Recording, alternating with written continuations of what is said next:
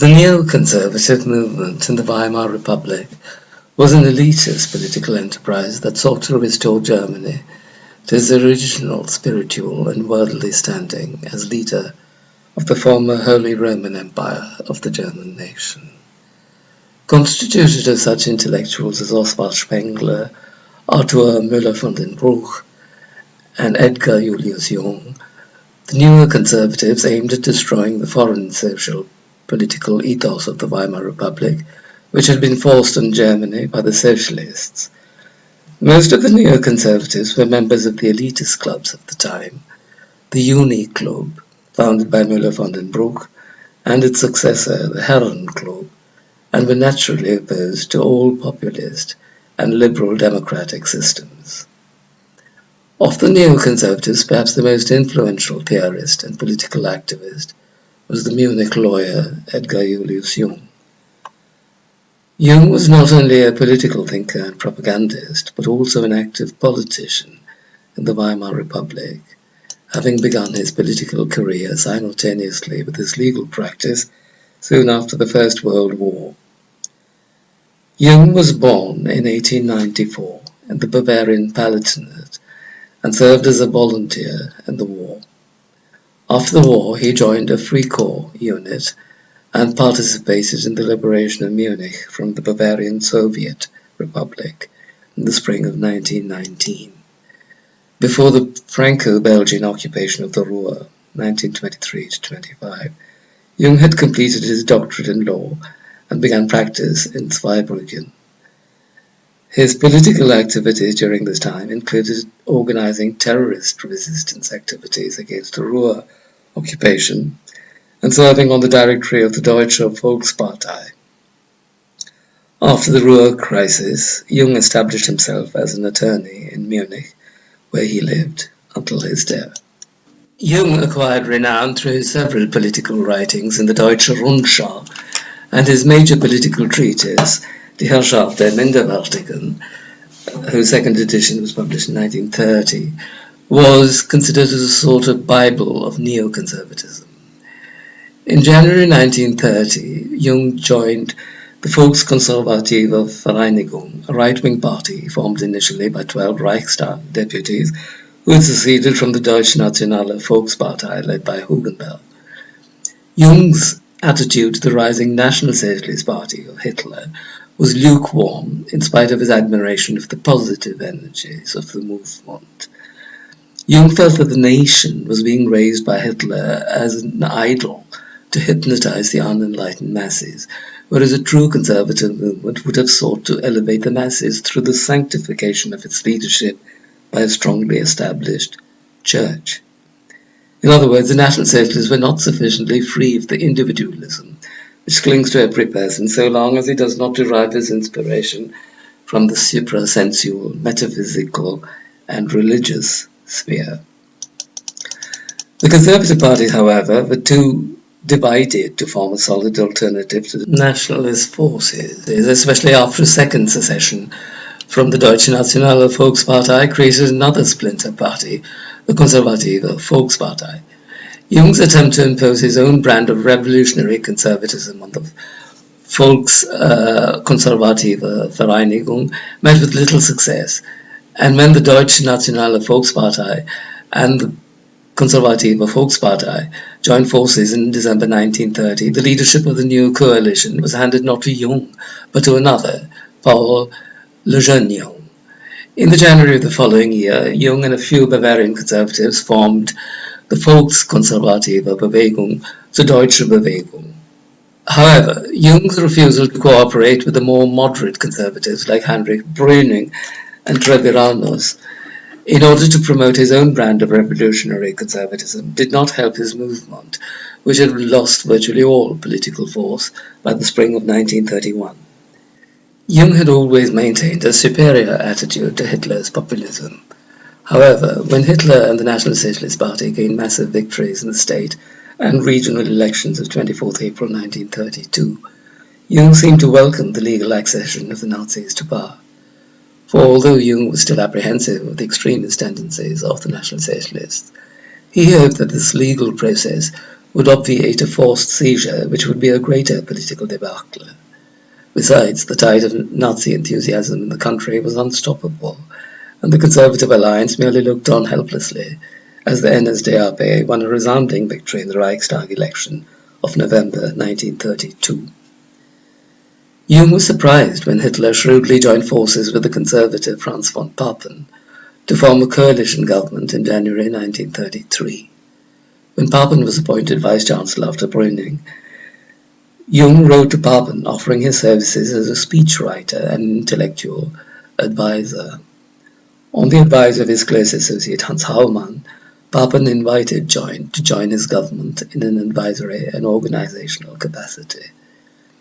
Jung's intention in serving the Papen administration was to surround Papen with a wall of conservatives who would provide the vice-chancellor with the required moral fortification against Hitler's rapid rise to power. Hoping to restrain the extremism of Hitler with his conservative ideology, Jung served as speechwriter for Papen when Papen, Hugenberg, and Zelter of the Stahlhelm joined to form the conservative Kampffront Schwarz-Weiß-Rot. His speeches were all designed to impress the new coalition of right-wing forces with a conservative stamp rather than an extremist Nazi one. Jung defended the Papen government against the Nazis' accusations of reactionarism by stressing the revolutionary nature of the new right and highlighting the spiritual and ideological defects of Hitler and his party. While Papen endeavored to combat the Nazi movement from a conservative standpoint, Jung wrote a critique of the Nazi phenomenon in his book Sinndeutung der Deutschen Revolution, published in 1933, which reiterated his accusations of liberalism and democratism, while stressing that the aim of the national revolution must be the depoliticization of the masses and their exclusion from the leadership of the state. Jung called for a new state based on religion and a universalist worldview. Not the masses, but a new nobility or a self-conscious elite should inform the new government, and Christianity must be the moral force behind the state. Society itself must be organized hierarchically and beyond the confines of nationalism, even though it should be based on what he called an indestructible Völkisch foundation from which the Völkisch struggle can form. Jung's conservatism was also distinguished by its call for the creation of an elective monarchy and the appointment of an imperial regent as the focus of the new Germanic European Reich. But both the project of the Reich and the emphasis on Völkisch foundations were carried out more dramatically, if rashly, by Hitler than any conservative leaders could do. Already in June 1933, Jung had remarked to his friend Rudolf Bechel that since the conservatives were responsible that this man came to power, now we have to get rid of him. Jung's opposition to Hitler took a more concerted form in early 1934, when he undertook extensive travels throughout Germany to develop a network of conservative supporters who would assist in overthrowing the Hitler regime. Papen himself was unaware of Jung's efforts in this direction, and Jung's chief assistants came from Herbert von Bose, Günther von Tschirschky, and Ketteler. Jung even contemplated personally assassinating Hitler, though fears that this drastic action might disqualify him from assuming a leading role in the new leadership after the Nazi dictatorship caused him to adopt the academic alternative of writing another speech for Papen, which the latter delivered at the University of Marburg on the 17th of June, 1934. Repeated attacks on the illegitimacy of the Hitler regime and the practical political failures of this regime in this speech forced Hitler, under counsel from Göring, Himmler, and his assistant Heydrich, to get rid of the menace posed by Jung. Thus, along with Röhm and the SA officers who had become rebellious, Jung too lost his life in the night of the Long Night on the 30th of June, 1934. In retrospect, we may consider Jung's political career as an ambivalent one, motivated on the one hand by his genuine philosophical vision of a new medieval German Reich that would destroy the deleterious parliamentary system of the liberals, Jung's opposition to Hitler and refusal to compromise with his fellow conservatives of the right may have been partially prompted by a personal aversion to Hitler and fear of the latter's successes. However, the conservative project proposed by Jung differed from Hitler's extremist one only in degree and not in kind. The community that Jung wished to turn the German people into was actually brought together in a major way by Hitler's molding of the Nazi movement as a gigantic mass movement. Of course, this populism lacked the spiritual substance that Jung had stipulated for the community, but the Nazis could at least argue that it was they who laid the folkish foundations necessary for a uniform spiritual culture. Besides, the dramatic foreign political moves made by Hitler after the death of Jung actually resembled the cultural imperialism propounded by Jung in almost every detail. It would be interesting, therefore, to observe the ideological similarities and differences between Jung and Hitler. Jung, who was an associate of the Herren Club, as well as a trained lawyer and active politician, offered in the Herrschaft am Individualism a more detailed project than any of the other neoconservatives of a new German Reich, which would revive the socio-political ethos of the Middle Ages to combat the ills of the socialist Weimar Republic. Jung's attempt to delineate the truly Germanic, organic form of the state in this treatise begins with a critique of the negative ideal of individualism that characterizes the French revolutionary liberal ethic. The pseudo-philosophical concepts of fraternité, liberté, and égalité are recognized as being basically rationalistic and individualistic, and fully opposed to the truly metaphysical instinct of the Germans, which is based on the intuition of the suprasensual, transcendent realm of the divine. Whereas the individualist calls for fraternity or universal suffrage, the truly philosophical person considers the welfare of the community or Gemeinschaft. Similarly, Jung decries the democratic notion of liberty as egotism derived from a matter-oriented understanding and one ignorant of the true spiritual freedom of the fully realized personality. The liberal notion of freedom is typified by self-will, whereas true freedom is indeed what he calls the true creative power towards the divine life, arising from a consciousness of the unity of all the individual parts in an organic social and political whole. As for equality, it is what he called that political plague of the West, which forms not a real community, but only an artificial society, or Gesellschaft, for the former is always based on a hierarchical ranking of its members. The individualism which impelled the French Revolution, in fact, had begun to imagine Western history from the end of the Middle Ages, that is, the early Renaissance. The increasing commercialization and bourgeoisization of society led first to liberal and then communist and nationalist modes of political thought. The loss of the sense of spiritual values and worth has detracted from the realization of the higher spiritual potential of man and led to the disappearance of religion. The emphasis on human rights rather than human worth has also produced a softening of character and a dull pacifistic mentality among politicians. The Germans, who are the center of Europe geographically and spiritually, must reverse this trend, since they alone are capable of forming an organic community based on the soil and the blood, and characterized by a devotion to metaphysical ideals and a will to self-sacrifice. The religious sense must be revived in a regenerated Christianity, which is at once Protestant and Catholic in the original sense of both these terms. In a democracy, the common man, characterized by resentment of all forms of superiority, perpetuates the rule of mediocrity. By granting equal rights to all and sundry, democracy will lead to a chaos of mutually opposed individuals, that is, to total anarchy.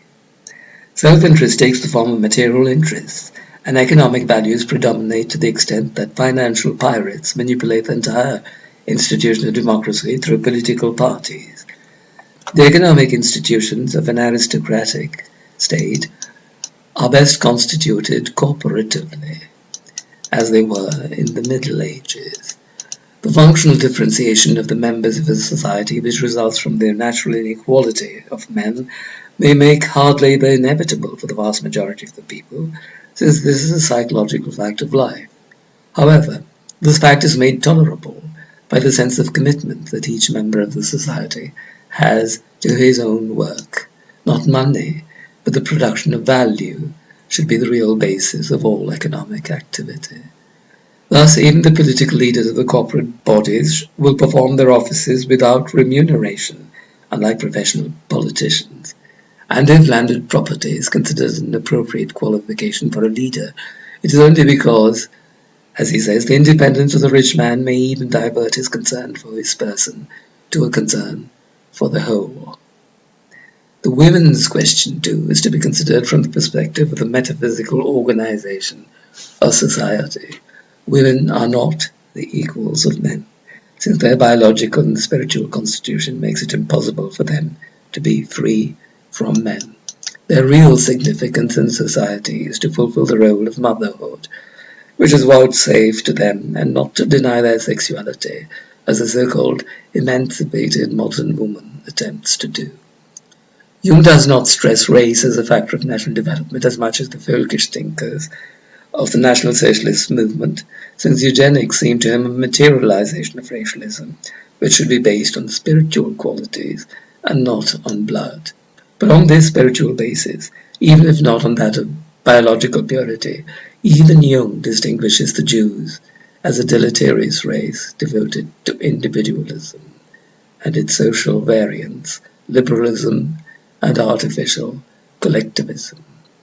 And I quote from him, "It is correct that the Jews inhabit predominantly the camp of individualism. Seen from the standpoint of this book, they are reactionaries who by and large hold fast to a worldview which must be overcome. The Jews are individualistic and thereby the people of collectivism. They have little understanding of the Faustian battle for inner freedom. The heroic as well as the tragic does not find a place in them, not considering the heroic attitude of many individuals. The idea of immortality, a demand of the practical reason in Kant, is transferred among the Jews from the metaphysical to the this-worldly. The Jews have gained the ascendancy in the course of the periods of cultural degeneration which mark the modern history of the West. The Germans have subjected themselves to the commercial spirit of the age so much that they stand in the danger of being repressed once again by their adoption of what he calls the manner and method of the Jewish people.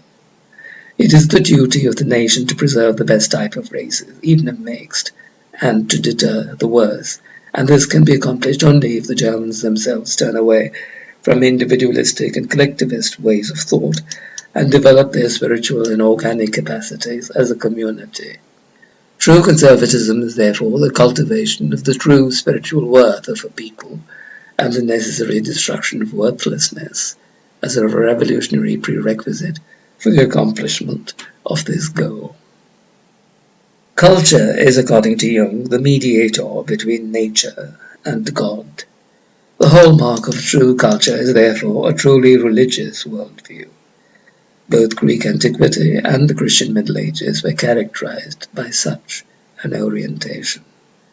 The secularization of society that followed the Middle Ages helped to gradually disintegrate it.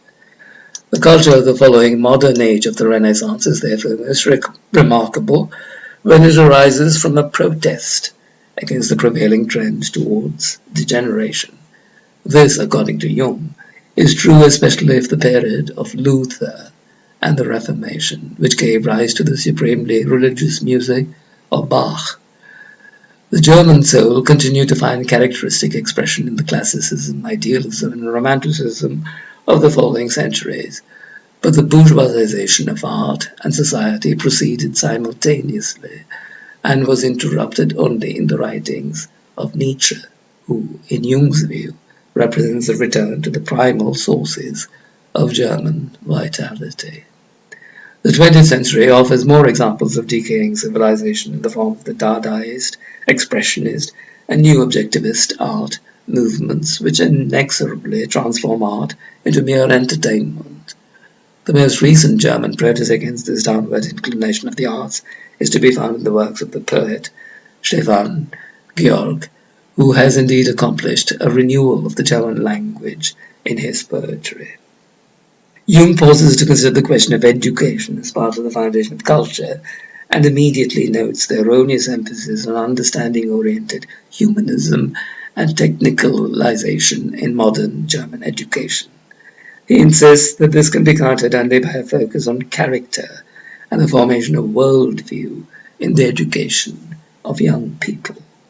The importance of the home in the early education of the public cannot be exaggerated, just as the difference between boys and girls should not be overlooked in the organization of the school system. Tedious school routines should be replaced by a practical apprenticeship, and the study of ancient languages along with German should be encouraged in order to strengthen the sense of the European and Germanic cultural tradition among the students.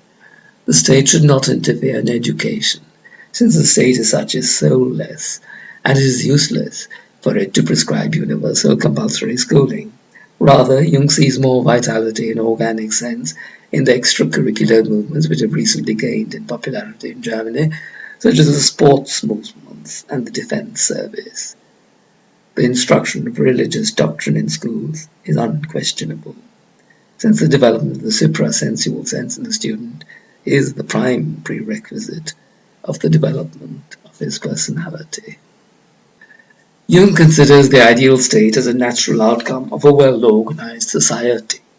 Since the nation is an organism that is imperfectly mirrored in its individual constituents, it is important that it represent a uniformity of social life. It's interesting to note in this context that unlike Werner Sombart and Oswald Spengler, who had identified the English mentality as essentially that of a trader, Jung believes that in England the incipient individualism of modern political systems has been held in check by the well-preserved traditions of Anglo-Saxon culture. Individualism is characterized politically by two principal forms, the class system and the party system. Both these represent the exploitation of the state by private interests for their personal gain. The party state also leads to internationalism, since greater commercial advantages are seen to accrue from larger associations of nations. This entails the gradual erosion of national cultures. The internationalism of individualism can be either strong, colonialistic imperialism, or weak, cosmopolitanism. The former is a characteristic of liberalism, while the latter is a feature of all democratic systems. An organic society, on the other hand, has the national welfare and not individual advantage in view, and is constituted of a ranked multiplicity of natural associations, corporate bodies. Thus every organic society is necessarily aristocratic and hierarchic. The law of the land, too, should consequently be an organic one, such as the ancient Germanic law, and not individualistic as the prevailing Roman law is. The chief spheres of social life are, according to Jung, first religion, then culture, the people or race, and last, the state. Jung's relegation of the state to the final position in the formation of society is indeed in stark contrast to the statist political thought of most fascist thinkers. Jung believes that the predominance of economics and its meretricious civilization is a result of the false development of society from the state rather than from the religious sphere. The harmful results of the focus on the state are to be seen most piquantly in the example of Prussia, which in its absolutist rule of the state, from the top through the strong bureaucracy without any intermediate levels of autonomous administration, led to the interference of the state in all and sundry activities, high and low, and thus facilitated the replacement of conservatism by liberalism. Now the individualists cherished human rights are even incorporated in the state constitution as constitutional rights, a phenomenon which signifies the final triumph of the inferior. The state has thus been turned into a huge welfare apparatus, and the genuinely political focus on foreign affairs has been steadily weakened. The true basis of a conservative state according to Jung, is an organically constituted society. A liberal society, on the other hand, revolves around a relatively small number of pirates of society, the beneficiaries of rampant commercialism. The centre of liberal society is the metropolis, which in itself is an embodiment of dead intellectualism. It is significant also in this connection that the ideal Platonic republic was postulated for small city-states and not for megalopolises, such as those of modern times. When economic life predominates to the extent that it does in a liberal society, the economic leaders naturally transform themselves into political ones, forgetting the necessary subservience of economics to statecraft. The financial rule of businessmen is besides detached from the true source of political life, which is the soil. The degeneration of Western society can indeed be traced back to the early Renaissance, when the nobility increasingly married into patrician families corresponding to the upper bourgeoisie, marked by commercial values. The bourgeois way of life gradually leads to the ascendancy of the masses, especially when the latter are constantly pampered as an audience by the press in order to enhance its private profits. The transformation of the healthy activity of sports into a business is only one example of this process of vulgarization. The family has been decomposed in the modern liberal age through the detachment of sexual activity from the sphere of familial obligation and through the idolization of pure sex without any thought of the spiritual goal of all sexual activity. This desiccation of sex has deprived woman of her real significance as the bearer of children and encouraged the horror of abortions. Whereas in the Middle Ages the significance of the fact of virginity was both social and religious, in the form of chivalry as well as of the adoration of the Virgin Mary, the emancipated woman has lost her most valuable femininity in exchange for the sterility of abortions and the vulgarity of prostitution. The harmful effects of the emancipation of sexuality are most evident in the family, which should serve as the development ground for the spiritual life of the children. The final mark of the degeneracy of the liberal age is the supersession of the code of honor of earlier times, when clearly demarcated spheres of social life had their characteristic rules of conduct to be defended even by personal combat. Now, the code of honor has been superficially subsumed by the state justice, and the concept of honor in general has been overwhelmed by that of financial success. A conservative state can be built only on a firm social foundation. The democratic insistence on the volonté générale should not be understood as the mere counting together of all the voices of the people, as it is by the liberals, but as the metaphysical will of the nation. The highest freedom is to be acquired from the sacrifice of oneself for the higher values of the metaphysical realm. All liberalism, on the other hand, is based on individualism, and there is no form of individualism that is reconcilable with conservative policies. Jung distinguishes the various forms that individualism assumes in statecraft. Cosmopolitanism, as we have seen, is identified with the democratic form of individualism, and colonial imperialism with liberalistic individualism. The democratic notion of freedom is described as transformed within the state into socialism as its final form, whereas the liberalistic conception of freedom is sought beyond the state in the form, finally, of anarchism. Jung concedes that even within the Liberal Party, the right liberals continue to desire the rule of the state, whereas the left liberals, like the socialists, champion the absolute rule of the majority or the masses. Whatever the theoretical variety of liberalism may be, however, practically it produces utilitarianism, humanitarianism, and secularism. The chief organs of the liberalistic form of government are the parties. The parties depend on the masses and money and represent not the voters' interests, but the private ones of those financial powers who exploit the society through their instruments of propaganda, especially the press. In a conservative state, the system of representation is superfluous, since the people do not need to be represented if their leaders are entirely one with the people.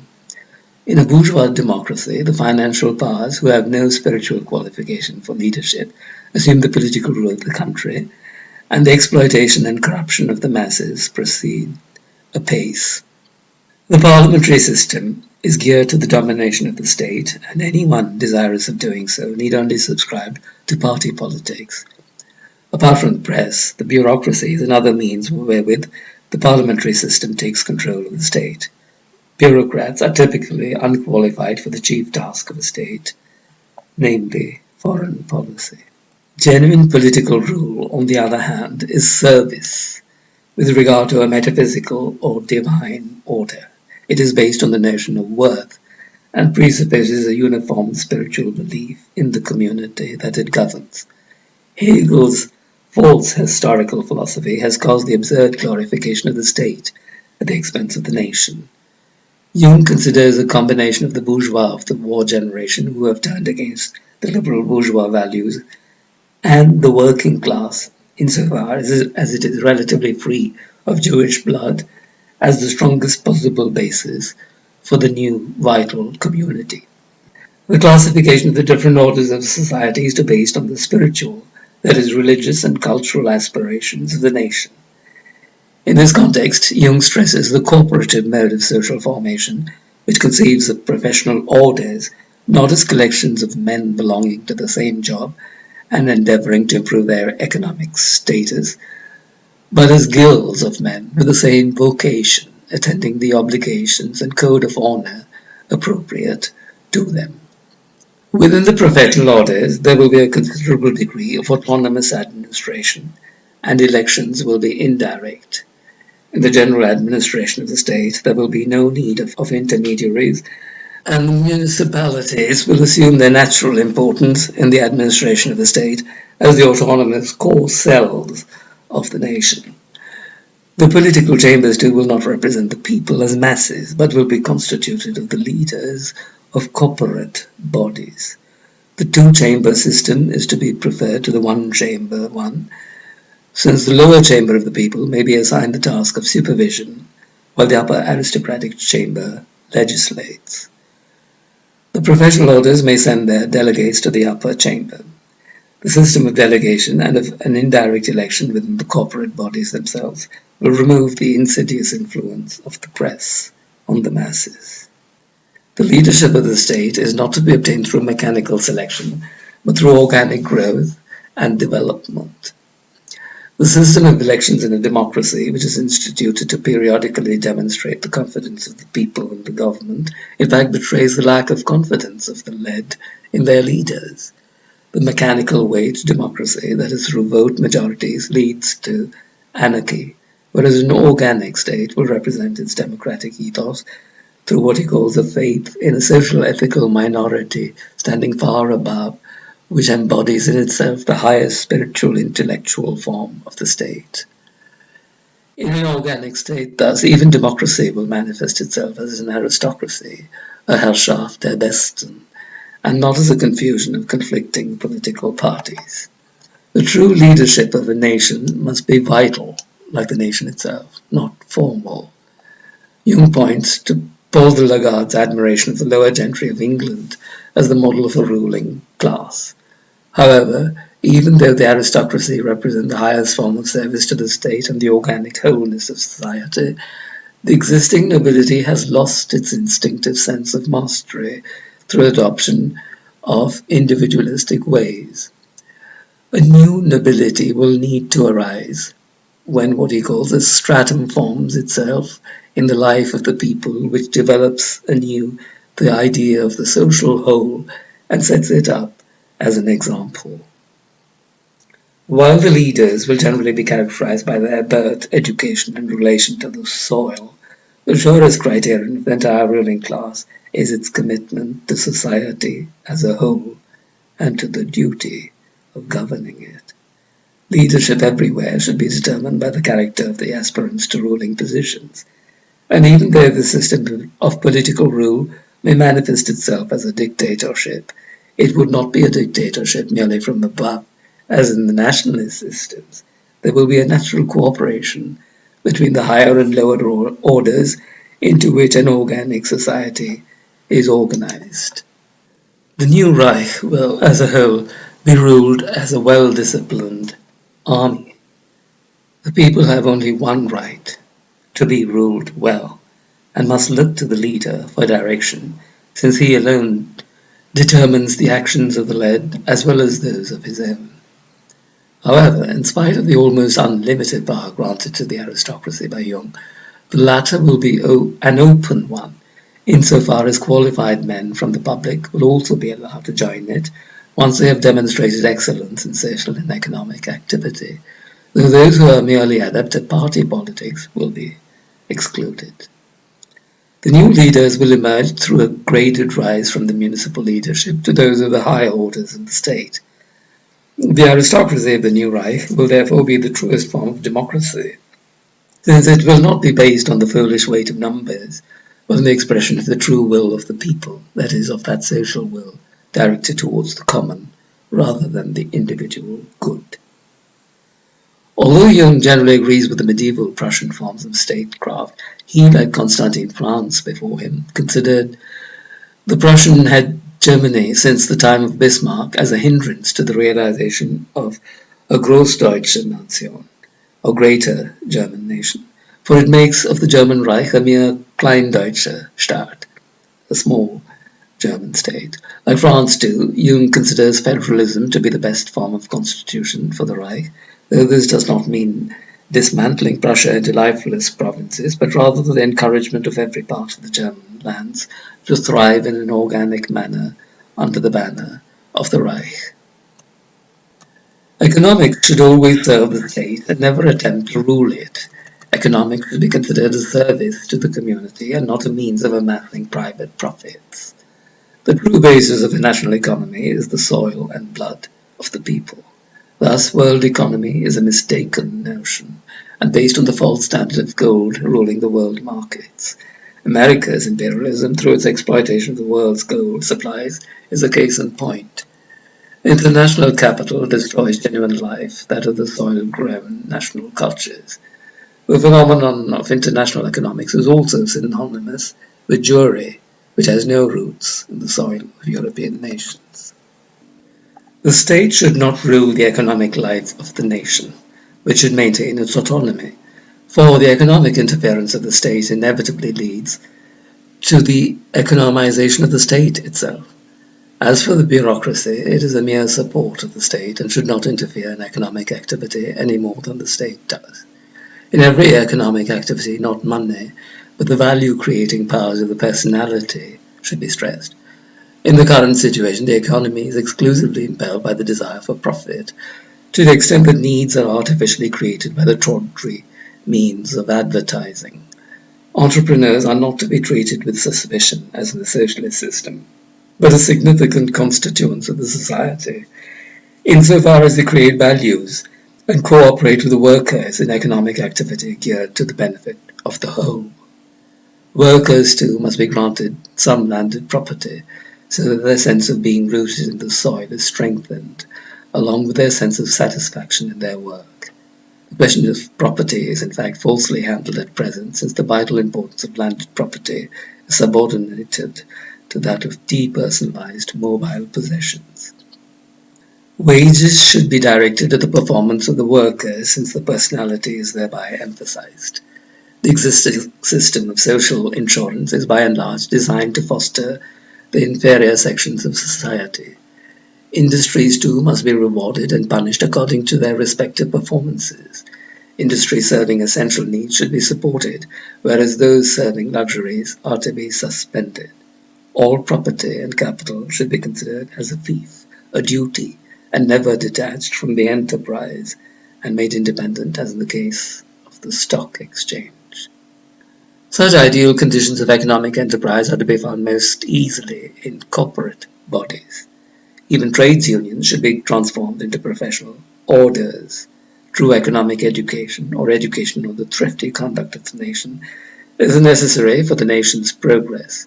The economy of a nation should be autarkic and not dependent on foreign markets. Protective tariffs should be enforced for internal economy. Free trade naturally is to be discouraged. Under the Liberal governments, farming has been increasingly neglected in favor of urbanization and industrialization. The import of foreign food leads to devaluation of local farming. In the hierarchy of economic activities, as envisaged by Jung, the highest place is indeed assigned to farming and then to industry.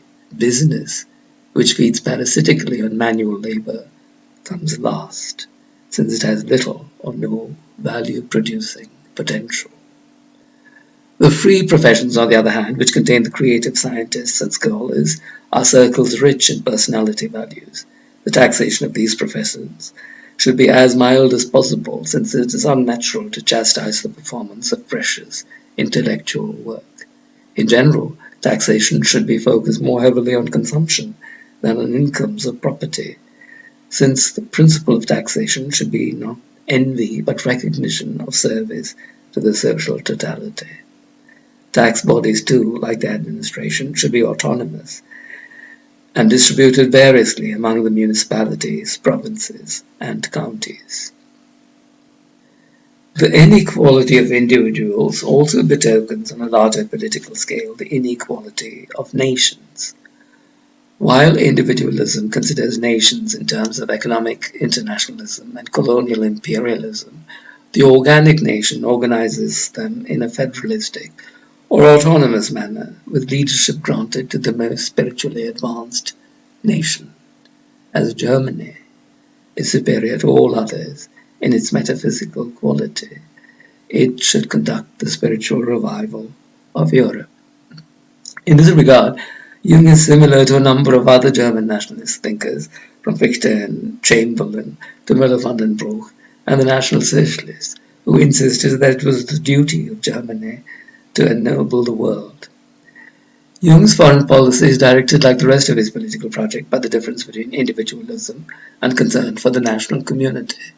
He considers the decline of Germany's situation in Europe as being due to the ascendancy of France and its individualistic polity from the Renaissance onwards.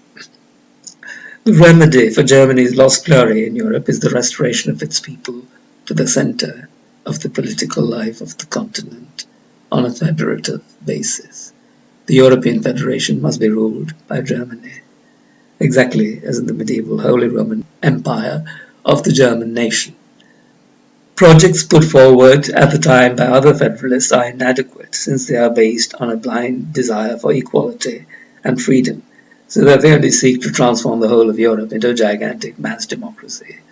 The plans for a pan-Europe put forward by Count Nikolaus von Coudenhove-Kalergi in Vienna are especially untenable, since they not only accede to the artificial economic divisions of the Versailles Treaty, but also focus on Russia as the main center of the European problem. Jung, with greater foresight, sees the Russian question as dependent on the German, since the latter is more important spiritually as well as geographically, and the reorganization of Europe must necessarily begin with Prussia rather than Russia. Besides, the system of Count Nicholas, himself the hybrid progeny of an Austrian aristocrat and a Japanese woman, makes the terrible mistake of ignoring the importance of racial values in envisioning a future Europe characterized by an Eurasiatic Negroid race and led by the Jews. The support that France and the Berlin banks especially had given Coudenhove's plans is confirmation of Jung's observations on the defective character of French polity as well as of German liberalism. Just as pacifist democratic plans for European federation are unphilosophical, so fascist plans, such as Italy's, are not free of the nationalistic, imperialistic aspect of liberal politics. Fascism may have gone beyond the pacifist sentiment and even destroyed individualism, but it has not yet developed the powers of the personality to take the place of these negative features of statecraft. Jung's own federalistic plans for a European Union are based on the primacy of Germany, since the German culture is spiritually the most developed and geographically the most extensive in the continent. The countries that are conglomerated around the German will be granted autonomy of national culture, though not all countries will be considered equal, since not all are spiritually and historically equally developed. The predominance of Germany in Europe will ensure the growth of fresh circles of cultural life that radiate from what he calls the people of the highest achievement. In his epilogue to the Herrschaft im Individualism, Jung reviews the current state of the anomalous Republic of Weimar with its mix of socialists, nationalists, and other religious and military rebels. Of these, the two most important are the socialists and the nationalists. While the former have allied themselves to high finance and defeated their own principles, the latter have presented a merely chauvinistic version of liberalism, without any philosophical foundation of a true community of German people. Besides, the nationalists depend on the masses and exploit the hated party system, just as any liberal movement would do. Jung proposes instead the rebirth of the people through a new consciousness of worth and a new myth of nationality, leadership, and service, in the consciousness of having to increase the cultural heritage and the historical feeling of being able to gift Europe a new justice. Whether this aspiration is indeed really different from that of the National Socialist movement, which indeed offered precisely such a myth as Jung desired in Alfred Rosenberg's Mythos des 20. Jahrhunderts, or the myth of the 20th century, is a moot question. Besides, the conclusion of the epilogue makes it clear that Jung envisaged the Neoconservatism as a revolutionary one, which is actively undertaken by youthful idealists who can seize power at the right moment, a plan actually realized by the National Socialists. However, Jung does eschew the populist methods of the nationalists and insists that only a minority can realize a genuine worldview of superior worth through political forms. The young new forces of revolution must above all be imbued with spiritual zeal and a sense of self-sacrifice, for as he says, and I quote, "Even if we succumb to the tragedy of the pioneer, if the glimpse into the extolled land is prohibited to us, still there remains for us the inner certainty that the power of the facts will at one time vindicate us." Since the entire neoconservative project of Jung was aborted by its confrontation with the rapidly rising nationalist forces of Hitler, these lines from the Herrschaft im Individualism may indeed serve as a fitting epitaph for Jung's political ideals. If we turn now to Hitler's Mein Kampf, written between 1925 and 27, that is before Jung's major work, we should not be surprised to find many of the same thoughts prefigured in it, yet the few differences that are discernible in emphasis and method are of the greatest practical significance. We note that Hitler's contempt for parties was as marked as that of Jung and the other anti-democratic thinkers of the period, and I quote from Mein Kampf, "Political parties get stuck in their own pitiable pettiness. By this, however, they renounce the fight for a view of life, and instead, by so-called positive cooperation, they try to conquer as quickly as possible a place at the food trough of existing institutions, and to remain there as long as possible. This, then, is their only endeavor." In fact, Hitler too propounded an aristocratic view of statecraft, and I quote again, "A view of life which, by rejecting the democratic mass idea, endeavors to give this world to the best people, that means to the most superior men, has logically to obey the same aristocratic principle also within this people, and has to guarantee leadership and highest influence within the respective people to the best heads. With this, it does not build up on the idea of the majority, but on that of personality. The discarding of the parliamentary principle means the organization of the state in a corporative manner, and I quote again, "The Völkisch state, from the community to the leadership of the Reich, has no representative body which decides by majority, but only bodies of councils who stand at the sides of the respective elected leader, receiving their share of work from him, so that as the circumstance requires, they in turn have to assume absolute responsibility in certain domains, exactly as on a large scale has the leader himself, or the head of the respective corporation. The state will consist of political and professional chambers which cooperate through the Senate. Nowhere is any political or economic activity to be conducted through voting methods. However, since a worldview movement such as the National Socialist one must aim at combating the existing order as effectively as possible, it is necessary that the masses be organized as a political army and trained through slogans which give them the outlines of the ideology propounded by their leaders. We may remember Jung's desire to have the state ruled like a disciplined army, though he clearly did not commend populist political techniques for the indoctrination of the masses. Hitler's clever manipulation of the powers of the subconscious to move the unphilosophical and merely ratiocinate masses is in stark contrast to Jung's more philosophical desire to see the entire society organized according to metaphysical, supra-rational values. However, both Hitler and Jung agree that the leadership will be organically developed on the basis of personality and efficiency. The economic policies of Hitler are generally similar to Jung's. The latter's rejection of the trades union idea for unions of vocation is already prefigured in Hitler. And I quote, "The National Socialist trade union is not an instrument of class fight, but an instrument of vocational representation. The Völkisch state itself will include economic chambers, estate chambers, and a central economic parliament." As for Hitler's views on the organization of the Reich, he considers the existing federalistic views as false, as they are divisive of the Reich and based on a basically Jewish-inspired envy of the strong rule of Prussia, which indeed bears the credit of having created the Reich in the first place. Hitler suggests instead a strong centralization, which is less federalistic than Jung's Reich, for the role of the individual states in Hitler's will in future lie altogether outside the field of state power and politics. As Hitler says, "I see it either in the field of tribal affairs or cultural policy." The foreign policy of the National Socialists is also little different from Jung's, since it wished to reunite all the German peoples scattered over the continent in the European Reich, led by the German nation. And not unlike Jung, Hitler sees the importance of first strengthening the German state itself through its domestic policy as a prerequisite for the successful execution of international designs. Hitler too stresses the need of a sound moral culture of the youth, but in such a way that the goal of education is declared to be a heightening of their sense of race and of the importance of its preservation. The educational system will include a strong physical culture for the boys, so that softness does not force them into the deleterious byways of the sexual subculture of the metropolis. Significantly, Hitler stresses the cultivation of more brutal sports among youth, such as boxing, which he considers more suited to training courageous soldiers than the aristocratic art of fencing. The basis of a sound education for the youth is the family, and schools must be oriented not to the cramming of information, but to the development of willpower and the sense of responsibility.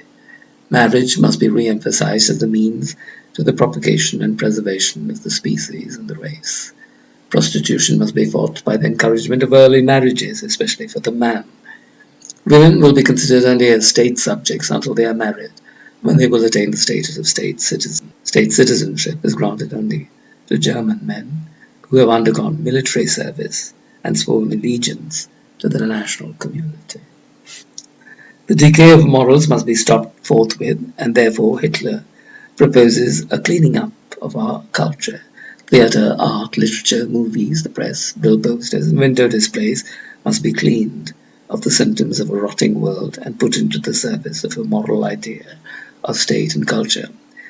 This comment is hardly surprising in the light of the Jewish-dominated culture of the golden 20s of the Weimar Republic. Hitler even anticipates, as it were, Jung's reproach of the former's populist tactics in social reordering with his remark, and I quote, "A man who knows a thing, who realizes a given danger, and who sees with his eyes the possibility of a remedy, has the damned duty and obligation to work, not in silence, but to stand up publicly against the evil and for its remedy."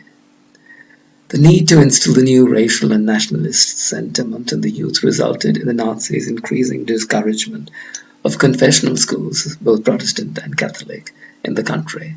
What was substituted in place of religion was tantamount to political indoctrination.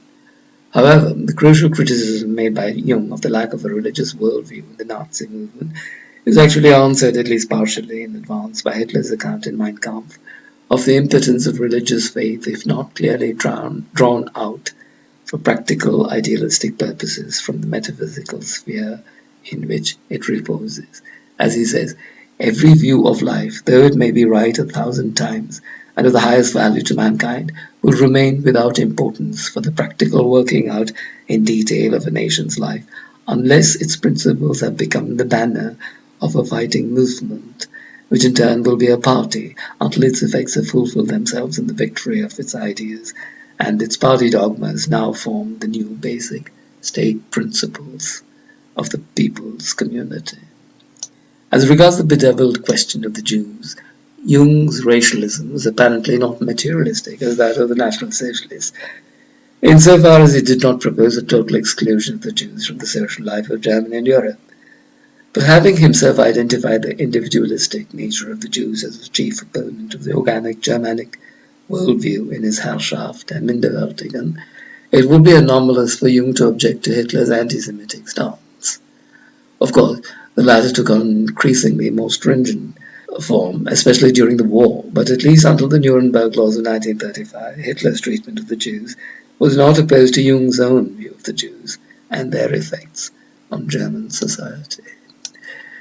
It would seem then that the major difference between Jung and Hitler was the former's emphasis on an essential spiritual and religious transformation of the state, and Jung's clearer exclusion of the masses from politics. In fact, Jung himself admitted that the Hitlerian movement served a limited purpose in destroying the alien political form of the Weimar Republic.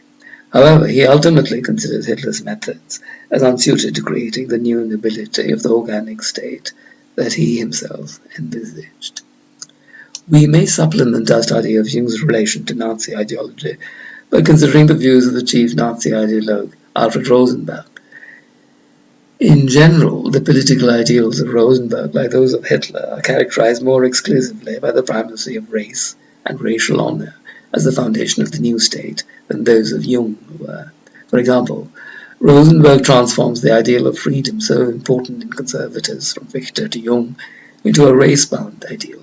And I quote from Der Mythos, "A genuine organic freedom is possible only within such a racial type.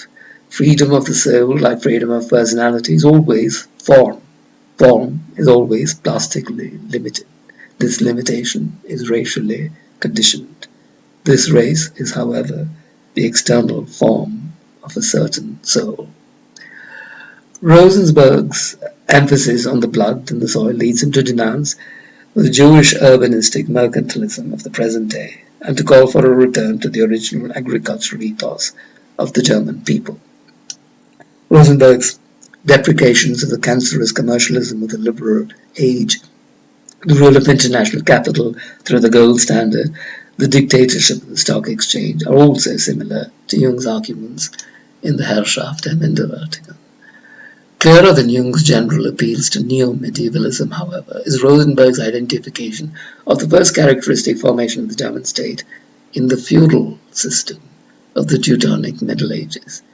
In his essay, Der Deutsche Ordensstaat, for instance, he points out, and I quote, that not an impersonal official hierarchy, nor a Caesar who felt himself to be a god, hovering at an unapproachable distance, realized itself as the state conception of the German man, but the personal relationship between liege, lord, and vassal became the most important element of the life form.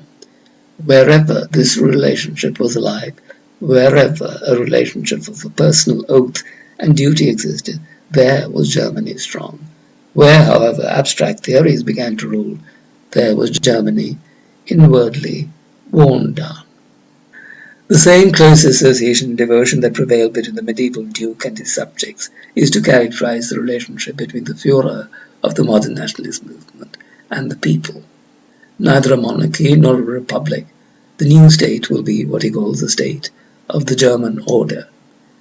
And I quote, "The National Socialist movement has resolved to select and join together from the total of 70 million a corps of men which has the special delegated task of state leadership, whose members grow into the notion of an organic politics from youth onwards, try themselves in the form of the political party, then strive together for that which is certainly not possible to be realized on earth in every individual case, but which must nevertheless remain the unshakable goal of the whole, that is, to feel authority and proximity to the people as identical, and to shape life and state accordingly." Although the centralization of power in the Führer and the medieval form of the state make the new form of government virtually a monarchy, it will be what he calls a monarchy on republican foundations. Like Jung, Rosenberg insists on service to the state as a prerequisite for political participation, rather than the senseless universal suffrage of democratic parliamentarianism. Talent, rather than economic or social situation, will predetermine a person's contribution to the political career of the country. The German order would consist of men who had distinguished themselves by what he calls achievements in the service of the nation, no matter in what field, and this order would elect the leader of the nation from its own ranks for life. The parliament would be transformed into an advisory body to the government and would be made up of individuals elected on the sole principle of personality by the leaders of cooperative bodies such as the army, peasants' associations, businessmen, university professors, bureaucrats, and other liberal professions. The local chapters of the order, such as the guilds, would also be able to nominate candidates to the parliament. This process would ensure the rise of creative individuals within the disciplined system organized by the order and the leader of the nation. The basic similarities that we note between the views of Jung and those of Hitler and Rosenberg should serve to remind us then that the neoconservative movement was in principle a little different from the Nazi movement. The National Socialist attempt at the creation of a uniform community in Germany was only a drastic realization of a basic tenet of the neoconservative ideology, for Jung too had desired a national community as the proper basis of statecraft. The real task before the neoconservatives of the Weimar Republic, and the one that they sadly failed in, was the transformation of the people into a hierarchically ordered, spiritually conscious nation after the destruction of liberal democratic government. It is important to observe here that this basic defect of the neoconservatives is shared by contemporary metapolitical movements in Europe and America, such as the New Right and the Alt-Right, which have no concrete ideas on the transformation of the masses beyond the dissemination of Orientalist traditionalist thinkers like René Guénon and the cultivation of parboiled neo-pagan cults. Today's right-wing movements may have moved from German supremacy to white supremacy, but their notions of spiritual development are more nebulous and less capable of producing enlightened societies than those of the German conservatives. Indeed, both the German neoconservatives and their modern conservative followers, Republic in the USA, Conservative in the UK, fail to understand the vital importance of the state in the moulding of societies, an importance that has become increasingly urgent in our age when the technological distribution of conflicting and misleading information has become well nigh uncontrollable. And whereas the existing democratic system acted as a stumbling block to the neoconservatives in the Weimar Republic, Hitler at least dared to use it as a pedestal for his own political dictatorship. With regard to the crucial Jewish question, it should be noted that Jung, unlike the contemporary populist right-wing movements, shared with the National Socialists the fundamental ideological identification of the Jew as the opponent of the Germanic political worldview. Although Jung's attitude to the Jews is not as extreme as that of the National Socialists, the recognition of individualism as the chief aim of Western society, as well as the identification of the Jews as the typical individualists, makes his entire political ideology an anti-Semitic one. The only difference between his system and the Nazi movement's focus on the Jews is that, having posited the hierarchical organization of society according to individual merit, he did not have to advocate the forcible removal of the Jews from German society. The extremes that Hitler went to in this regard may have discredited his movement for a long time, but he had highlighted in his uncompromising way the source of the problem which had beset German culture. For indeed, it must be acknowledged that the political opposite of the organic worldview of the conservatives, demanding sacrifice of the individual for the national culture, will always be anti-metaphysical individualism and the rule of the inferior, represented in a striking way by the Jews, whether in the form of the capitalistic party system, of vulgar cosmopolitanism, or of economic imperialism.